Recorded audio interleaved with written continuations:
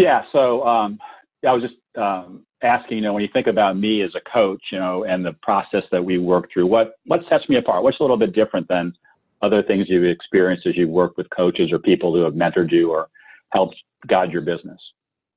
So I was thinking about that this morning, and sometimes we get advertised to or emails or phone calls from other coaching services, and a lot of those have high promises of exponential growth or outlandish promises of what you can achieve.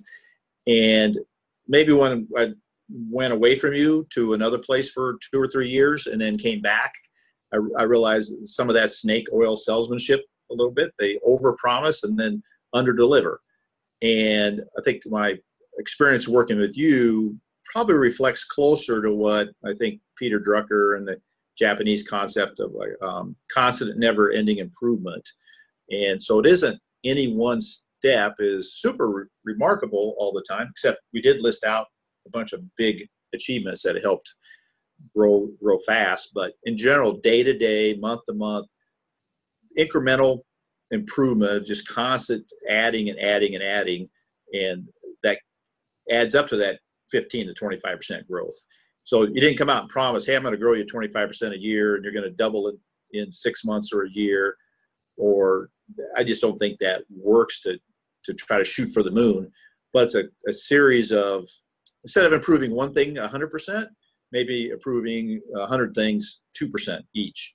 And that's how the growth has come in this firm. It's just constantly looking at all the details and improving each one incrementally to the benefit of the client. And that seems to have worked well for us. So as I reflect back, that's probably the thing I appreciate the most is the incremental improvement constantly over time. So we've been working together for quite a while.